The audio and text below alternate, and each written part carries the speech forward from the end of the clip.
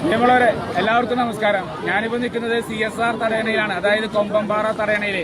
ഈ video post ചെയ്യുന്നത് ആളുകളെ ഇങ്ങോട്ടേക്ക് ആകർഷിക്കാൻ വേണ്ടിയല്ല. ഞാൻ VM തെൻസൻ പരിയാരം പഞ്ചായത്ത് വികസനകാര്യ സ്റ്റാൻഡിംഗ് കമ്മിറ്റി ചെയർമാൻ.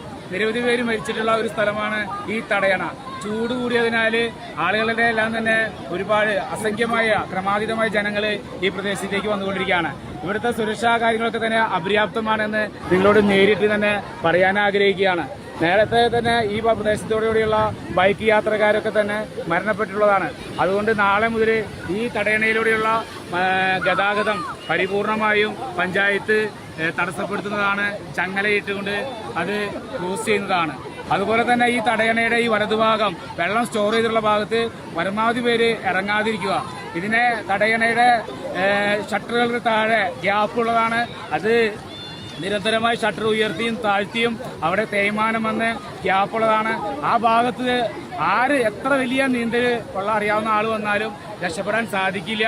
അതുകൊണ്ട് പ്രിയപ്പെട്ടവരെ വളരെ ജാഗ്രതയോടെ വേണം ഇവിടെ വരാനായിട്ട്. കുട്ടികളൊക്കെ സൂക്ഷിക്കുക. മരണം പതിയിരിക്കുന്ന ഒരു സ്ഥലമാണിത്. അതുകൊണ്ട് ഇവിടെ സെക്യൂരിറ്റിക്കാർ പറയുന്നത് കേൾക്കുക, ലൈഫ് ഗാർഡ്സ് പറയുന്നത് കേൾക്കുക.